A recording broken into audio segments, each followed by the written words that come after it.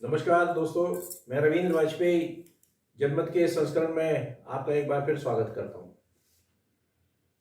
मित्रों, आपको याद होगा आज से कुछ दिन पहले मैंने आपसे संविधान में धर्मनिरपेक्ष शब्द के उपयोग के बारे में चर्चा की थी और आपको ये जानकारी भी दी थी कि जिस दिन हमारा संविधान 26 जनवरी 1950 को जो लागू हुआ था, तो संविधान की मूल प्रति में धर्मनिरपेक्ष शब्द उसकी प्रस्तावना में नहीं था, जो कि 1976 में आपातकाल के दौरान श्रीमती इंदिरा गांधी के शासनकाल में जोड़ा गया। यह प्रश्न भी मैंने आपसे उठाया था कि वो क्यों जोड़ा गया। इसकी आवश्यकता और औचित्य को आज तक साबित नहीं किया जा सका, क्योंकि वो आपातकाल का समय था और विपक्ष उस समय जेल में बंद था। इसलिए उस निर्णय के प्रति बहुत ज्यादा समीक्षात्मक चर्चा नहीं हो सकी।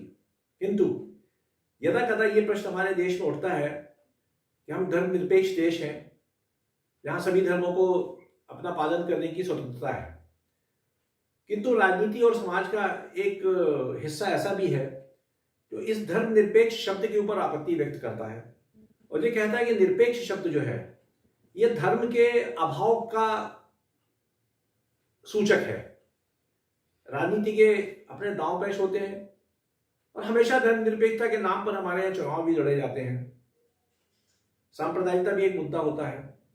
बीते कुछ वर्षों से हम देख रहे हैं कि सांप्रदायिक आधार पर भी मतदाताओं का ध्रुवीकरण होता है। खैर, अब तो जाति के आधार पर भी होने लगा है, किंतु मध्य प्रदेश में दमोह जिले के अंतर्गत कुंडलपुर नामक स्थान पर इन दिनों जैन समाज का एक बहुत बड़ा धार्मिक आयोजन चल रहा है। वहां पर विश्व के सबसे ऊंचे जैन मंदिर की स्थापना के अवसर पर जैन समाज के अत्यंत प्रतिष्ठित और सम्मानित आचार्य श्री मुनिवर विद्यासागर जी महाराज के नेतृत्व में पंचकल्याण महोत्सव चल रहा है, जिसमें देश और दुनिया के लाखों लाखों धर्मावलंबी वहां एकत्र हुए हैं और बहुत ही धार्मिक वातावरण है। न केवल धर्मावलंबी अपितु राजनेता भी वहां लगातार आचार्य श्री के दर्शन करने और उनसे प्रेरणा लेने वहां पहुंच रहे हैं। वहां नित्य प्रति आचार्य श्री की अमृतवाणी भी प्रवाहित होती है। लेकिन गत दिवस उन्होंने एक ऐसी बात कही जिसको मुख्य धारा के मीडिया में उतना स्थान नहीं मिला, क्योंकि मैं सोचता हूं कि उन्होंने जो भी कहा उसके ऊपर देश में एक राष्ट्रव्यापी चिंतन और विमर्श होना चाहिए। विद्यासागर महाराज जी ने बहुत स्पष्ट शब्दों में कहा कि जो धर्मनिरपेक्ष शब्द है यह हमें अंग्रेजों से मिला और इसको संविधान से हटा करके हमें धर्म सापेक्ष शब्द करना चाहिए। उन्होंने ये भी कहा कि भारतीय संस्कृति में धर्म और राजनीति एक साथ चलते रहे हैं और शासन पे उसी व्यक्ति को बैठने का अधिकार है जो धर्म का पालन करे, और धर्म का मतलब उन्होंने अनुशासन भी बताया।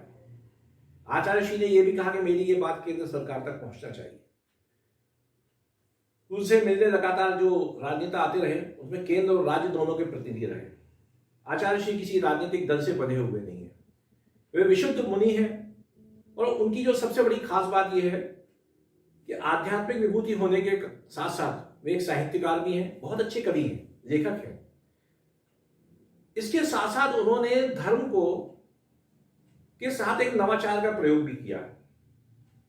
गोपालन, हाथकरघा और शिक्षा और स्वास्थ्य, इस क्षेत्र में आचार्य श्री ने समाज को जिस तरह से प्रेरित करके बहुत सारे प्रकल्प खड़े किए, वो निश्चित रूप से उन्हें महानता की श्रेणी में खड़ा करते हैं। किंतु कल उन्होंने ये बात कही और हमारे देश की केंद्र सरकार को उन्होंने ये आह्वान किया कि संविधान में से धर्मनिरपेक्ष शब्द हटाया जाए। उन्होंने ये भी कहा कि ये सेकुलर शब्द है, ये हमें अंग्रेजी संस्कृति से मिला, ये अंग्रेजों का चिंतन है, किंतु हमारे देश में बिना धर्म के हम शासन की कल्पना ही नहीं कर सकते। मुझे लगता है कि आचार्य श्री जैसा विद्वान व्यक्ति राजनीति से पूरी तरह परे केवल समाज, देश और मानवता के लिए सोचने वाले व्यक्ति के श्री मुख से यदि ये जो उद्गार निकले हैं, यदि इनका हम संज्ञान नहीं लेते, फिर मुझे लगता है कि हमें अपने आचार्य प्रवर जो है उनके प्रति श्रद्धा भाव रखने का कोई अर्थ नहीं रह जाता। जो राजनेता उनके पास गए मार्गदर्शन प्राप्त करने या अपनी श्रद्धा व्यक्त करने, ये उनके लिए संदेश था कि वो उनकी इस बात को शासन तंत्र तक पहुंचाए, न केवल शासन तंत्र तक अपितु जो समूचा राजनीतिक प्रतिष्ठान है उसमें अब ये विमर्श होना चाहिए क्या धर्मनिरपेक्ष शब्द जो है ये हमारे इतिहास, हमारी संस्कृति, हमारी परंपराओं के अनुकूल है या नहीं।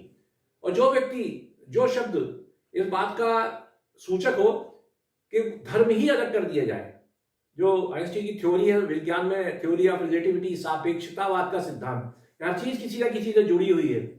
उसी तरह से हमारे देश की शासन व्यवस्था प्राचीन काल से धर्म से जुड़ी हुई है, तो उसको हम धर्म से निरपेक्ष कैसे कर सकते हैं। हमारे देश के पुराने राजतंत्र में बड़े बड़े जो दिव्य विभूतियां हुई, उनके राज सिंहासन के समीप गुरुवर बैठा करते थे, जो समाज का, राजतंत्र का मार्गदर्शन किया करते थे। आचार्य श्री विद्यासागर जी ने जो हमें एक संकेत दिया है वो बहुत ही महत्वपूर्ण है, और उसके ऊपर पूरे राष्ट्र में विचार होना चाहिए, एक राष्ट्रीय विमर्श होना चाहिए, क्योंकि ये राजनीति से परे मुद्दा है और ये ऐसे व्यक्ति ने हमें दिया है जिसकी सोच पूरी तरह से इस देश और इस देश में रहने वालों के हित के लिए है। ये समाज को के एक बहुत दूर दृष्टि की सोच है ये, और आचार्य श्री की इस बात पर हम सबको गौर करना चाहिए। और मुख्य रूप से इस देश का जो नेतृत्व करते हैं, जो राजनीति का संचालन करते हैं, उन्हें इस बात को बिना किसी राग द्वेष के, बिना किसी पूर्वाग्रह दुराग्रह के स्वीकार करना चाहिए कि मुनिवर ने जो हमसे कहा है वो देश के हित में है, और हमें इस बारे में कोई ना कोई ठोस निर्णय आने वाले दिनों में लेना ही चाहिए। बहुत बहुत धन्यवाद। नमस्कार।